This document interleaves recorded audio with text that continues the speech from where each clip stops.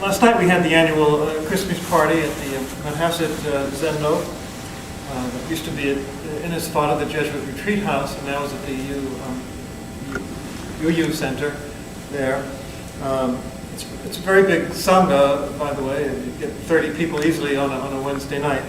But anyway, there's entertainment during this party, and one of the presentations was some reflections from what turns out to be a book. And so they gave me these pages on which they based their short presentation. I'd like to go through it a bit because it's enthralling in its own way. I looked up the book on the internet today. It's called "The Universe is a Green Dragon" by Brian Swimmett, and it turns out that he's one of the, along with Mary Evelyn Tucker, one of those who works at the Yale Forum of Religion and Ecology. And the book was written already 30 years ago, tied into Thomas Berry, the famous evolutionary figure, and Teilhard de Chardin and all of that. So it fits very well. Universe is a green dragon. Well, dragon is all of reality, including all the mysterious parts. We ourselves a dragon, of course. Green dragon. Well, Amoghasiddhi in the Dhyani Buddhas is green, along with green Tara. You've heard of that in Tibetan Buddhism. Long life, nurturing, healing. Archangel Raphael, I would associate with that too. So all of that good stuff, that nurturing is there, the healing, but it's the dragon. So it's marshalling a lot of very mysterious energies, and that of course is part of the psychological and spiritual process that we should be going through. But I especially like some of the vocabulary here, and I want to dwell on that particularly. Subtitle: Our Destiny as Enchantment. Our destiny as enchantment. And I immediately thought of New Mexico's slogan, as a state, is the land of enchantment. And that's where I was enchanted by my Men's Rites and Passage with Richard Rohr some years ago. If you go out into the desert and the mountains, it's certainly enchanting. But what does that mean? And here's where it gets interesting. Enchantment is a spell that gets cast and have this whole dangerous, even sometimes you think an evil spell, cast over you, where you kind of lured. That's another word that comes up here. Away into what? Into the dragon's cave, the dragon's lair. You might get eaten, or you might get killed, and nothing better could happen to you than that. And die. Your ego will be chomped up, and that's where the enchantment comes in. It's like the moth going to the light, the fly going into the spider's web. Well, exactly. But it's a good thing, because your ego will, disappear. It comes from the word, literally from the word chant. Cantare. So singing a spell, incantation, and of course you even use it in polite society. In French you say enchanté, right? When you meet somebody, oh, I'm spellbound, I'm bewitched by you. As soon as you meet someone, enchanté. Encantado in Spanish they say the same thing, which is fascinating. Fascinating, that's the other word that comes up here. Fascinating. There, you're spellbound, you're bewitched, you can be pulled in, allured in, like the spider, and fascinum in classical Greek means literally is a spell, even an evil spell same kind of thing. So that's nonetheless, in this particular presentation, the whole fabric of the universe. It's our destiny, it's how things work. As he says here, we awake to a universe permeated in the form of a dialogue. We wake to a universe permeated with allurement. And our most primal desire is to become this allurement. So we want to be allured, but then we become part of that, that energy of the cosmos, in Zen or in anything else, and we become the allurement. So we should, in a much deeper way than is usually meant, become alluring people. We should become fascinated and fascinating because of the energy we tap into, which is intrinsically fascination and allurement. The bond and the attraction of the energy of the universe itself. It's that primeval and that magnificent. So we awake to a universe filled with fascination, and our most fundamental urge is to become this fascination. This is fascinating, right? And he gives an example, a very interesting example, that this is not just in spirituality, it's in art, for example, music, literature. That this is what's happening. Someone taps into a deeper level of the passion of human existence, of emotion and relationship, and puts it out there. He becomes fascinated by it. Becomes fascinating himself, like Shakespeare, as he's speaking of here, and is able to put it out there in a fascinating way. And that's at the service of the universe. So the great works of art, any really deeply felt and deeply connected work of art, is an example of this that we're talking about here. For example, so he develops that. He says, these newly evoked creative powers of perception, in a play, for example, by Shakespeare, you enter more effectively into intimate relationship with the people of your own time and place.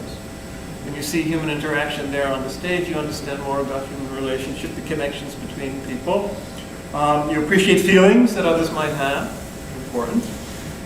You intuit their motivations, your own motivations as well. You get to know yourself. So that's all that sort of thing that goes on there. He wrote, and the artist's work, or you sit on the mat, or you pursue spirituality because the world enchants you. He wrote to capture the grandeur, pathos, profundity, and beauty. Beauty is a major thing here. Beauty that he experienced in life. In order to do so, he had to become one with this beauty. That's the whole spiritual life, and that's the whole of human life. To become one with beauty. Now, what do we mean by beauty? Well, he doesn't explain, but beauty, classically speaking, is first of all luminosity, according to the Platonists. This is radiance of the life energy, which is beautiful in itself. And also certain, and this is where Aristotle comes in, a certain proportion. You see how it all fits together in a lovely way, in a harmonious way. So the harmony and proportion are part of beauty as well, which is not always obvious. It can seem monstrous or pathetic in a certain, but on a deeper level there is beauty there if you connect to it, if you wake up to it. How else can we express feelings but by entering deeply into them? So you have to be it. You have to experience it. You can't just stand apart and analyze it. You're cutting yourself off from the energy. And this is all that should be happening on your mat here. So lured into the intensity of living, he or an artist, or we present this intensity, in this case in language, but in our actions, in our poetry, in the way we are in the world. Stunned by the fascination and permeating the human order of existence, it's a good word, stunned, he in turn fascinated. Gurus, religious teachers, or great artists, or even great performers do this. They're fascinating in themselves because they emanate this energy. They're channels of this energy. Then he says, it's not just artists. He speaks about Stephen Hawking. Scientists do the same thing when they experience this and then present it, to the world. This could be an experience, describing that, this could be a description of Zen. He lures others into similar moments of seeing, captivating their minds, drawing them more deeply into their own understanding and feeling of the universe. And that's what should be happening when you're sitting. Hopefully the teacher helps you to do that, but your own inner urge, the only inner allurement of your own energy brings you that way too. So we awake to fascination in some form or other, and we strive to become fascination. I love that vocabulary. Yes, we awake to fascination and we strive to fascinate. We work to enchant others on the deepest level, not superficially or much less egotistically. We strive to enchant others, lure them into the joy of living, into the experience of living in a deeper way. That's what the fruit of the spiritual life should be. We work to ignite life, to evoke presence, to enhance the unfolding of being. And what is that? To ignite life, to evoke presence, and to enhance the unfolding of being. All of this is the actuality of love. It's a great definition of love. Parental love, friendship love, spiritual love, love between friends. To ignite life, to evoke presence, and above all, I think, to enhance the unfolding of being. When you love someone, you want to enhance the unfolding of their being. You do that by being fascinated. And fascinated by them, by the potential between you and around you and among you of the energy of life, the fire of life, the passion of life, which is love.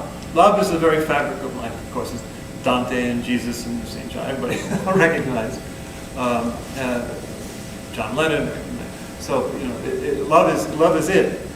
And you see how it fits into this vocabulary. So we strive to fascinate, to bring forth this. Love is the activity of evoking being and of enhancing life. If you like, that's how God loves us. To evoke our being and enhance our life. Very good. So he says, so is this human love you're describing? And he says, no, this is cosmic. This is cosmic.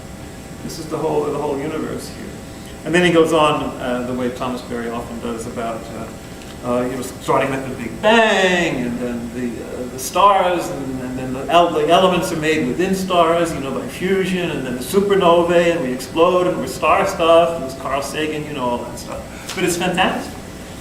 It's fascinating. So we have to realize that we are we're the stars. We are the stars. We're the stars of our own life, in that sense too. So when you breathe the creations of the star. The star emerges out of its own response to allurement. Think about it, the star's formed by allurement. Gravity, whatever, by this cosmic allurement.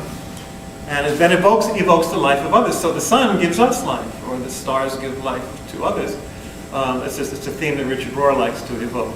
The sun is up there, second by second by second, consuming itself for us.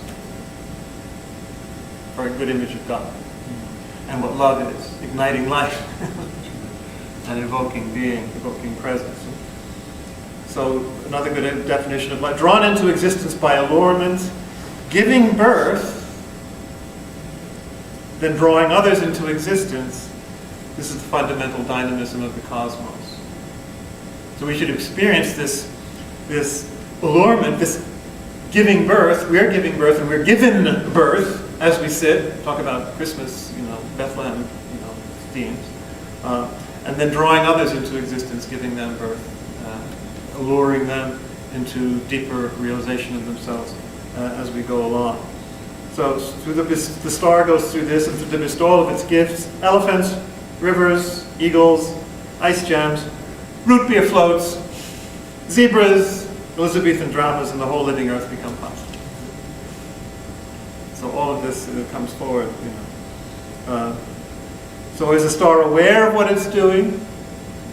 Well, yes and no. He says, we're the self-reflection of the universe. That's a big theme with Thomas Berry and Teilhard de Chardin. We become the self-reflection of the universe. Although, I think when you do become aware, you see there's a consciousness in a stone, there's a consciousness in a plant. That's not just you, but of course it is you, because what isn't you? It's all one energy, which you realize when you sit. So in a sense, you are the star. So he goes on to develop how we're the self-articulation of the star. So the star is not really conscious of it. Then he says, well, are you? And that's what we're here for, to try and make the unconscious conscious, which is the goal of psychoanalysis also, but also sitting on your cushion. Make the unconscious conscious. Become aware of all these dimensions, of all these energies that are there. Let it become conscious. That's what Satori, what Siddhartha Samadhi and all this stuff really is. And he says, well, see, you've remained unconscious for years, so why are you blaming the star for being unconscious? You're unconscious, and you should know better. And then this is so Zen. The universe is a single multiform event. There is no such thing as a disconnected thing. One of the fundamental insights of Buddhism is that there's no separate thing. Dependent co-arising. We're all connected. We're all interconnected. We're not separate. thank goodness we're not separate. So each thing emerged from the primeval fireball, and that's one way of looking at why and how we're all connected. We're all part of the Big Bang. So, and then he speaks about our family tree, so it's not just, where your ancestors who came from Scotland or whatever.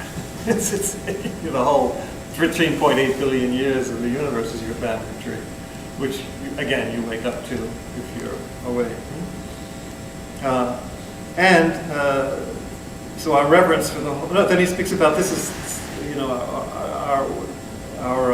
we're like a relic, a holy relic, because we're a relic of the Big Bang. He uses that, Catholic imagery of the holiness of relics and what's holy to say where everything is. You should experience that holiness in the blade of grass, of course, as the koan says. We are the relics. And the planet is a rare and holy relic of every event of 20 billion years of cosmic development. And then we begin to feel fresh gratitude, okay? Part of love. I think this is so important, and I was going to give a whole koan on this, a whole teisho on this, but we really do feel gratitude no matter what tradition we belong to.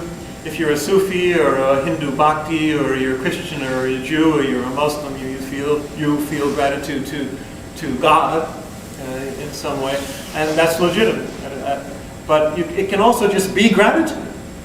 It can just be love, where it's no longer you who are loving something, but it's just love that you are. And nonetheless, when we are aware, we do feel it as gratitude. We know it's a gift. We know it. Our ego didn't create it. We know it. We didn't create it for ourselves.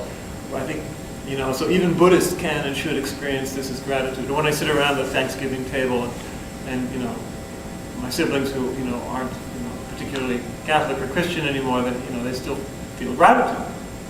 It's just it's the reality of the universe. The giftedness, as we've been speaking of, is experienced as gratitude and as reverence for that holiness that we just spoke about. Life enhancing and being evoking allurement. Wonderful. And it's an evolutionary thing. Great mystery of life and love that continues through us. That's the fruit of spirituality. Those who awake to the splendor of the universe and ignite life in others. And then about the unicity of each thing. This is a very great insight in any spiritual tradition. Buddhism as well. The tree right in front of you is unique. It's the speck of dust right in front of you. You yourself are unique. There's no two of anything. Everything is unique and irreplaceable in its own way. And therefore the ultimate extravagance, he capitalizes, ultimate extravagance. Each being glistening with freshness, ontologically unique, never to be repeated. So there's tremendous appreciation for the absolute irreplaceable beauty and unicity of every little thing all the time is part of spiritual awakening. It's all interconnected with everything else, and everything mirrors everything else. But each little tiny instance of that is precious and irreplaceable, including you, in your own incarnation, so to speak. Each being is required; none can be eliminated or ignored, for no one is redundant. So, hopefully around you, creatures and persons will emerge into an enhanced vitality with a renewed taste for life's adventures. Yes? But only if you pursue your destiny with the same extravagant devotion of the star to its destiny. So be as extravagantly devoted to your destiny as a star is. It's a good ideal. In complete immersion in the work at hand. Identification with the activities of arousing being. Right? That sounds very Ignatian, very Jesuit. Fully immersed in the work at hand, fully connected to the energy of God. Just right in the middle of activity, being a contemplative. And of course that's very Zen to immediacy of connection and action. And Taoism as well, you don't even think about it, it's spontaneous. Wu Wei. Gratitude again he mentions. Your life emerges through their creativity.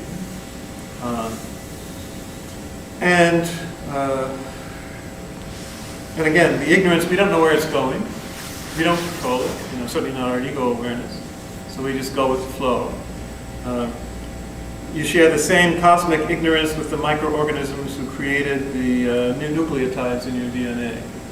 At no point do the forces of creativity know exactly what they're doing or where they're going or what they are. We don't either. Fortunately, because then we just get in the way, which we often do anyway. So get out of that frame of consciousness where you want to control everything, that's just ego, and go with the flow. We struggle to become one with this enchanting mystery so that we can contribute to life just as they did. And draw it together, including the withering pains of life. That's part of it. So how can I learn to become love? This will be the last point. It's the easiest thing to do in the universe, since the universe is love. All that is required is that you fall in love. Fall in love as deeply as you can. I don't care whether it's a teenager with his first crush, or whether it's God with the whole universe, or everything in between. We need to be in love. Allured, fascinated, enchanted. We need to be in love. Just fall head over heels in love. In fact, the more head over heels you are, the better, because then you lose your ego. So we were initiated into love when lured into the intense pursuit of the enchanted lover, which is the whole universe in the end, and is us. And shrewd, love is shrewd, can get through all our armor, it says. So and finally he says, an accountant, can an accountant do this? Well, if the accountant knows that that's the final point he develops here. The whole universe is an accounting system. Every bit of energy is accounted for, and if you waste any, you'll pay for it. Which is what we have to be careful we're not doing now. In your own life, that's true. So if the accountant of a corporation makes sure that his accounting is in accord with the corporation of the universe, or the planet, in its accounting, then you're in tune with the whole. And you're in love with what's really enchanting. But if you're just working for the guy in the office on the top floor, forget it. Remember that. So it's not just accountants. So it's fascinating. So be fascinated and fall in love and flow with the entire fabric of the universe, and you will be enchanted, and you will be enchanting yourself.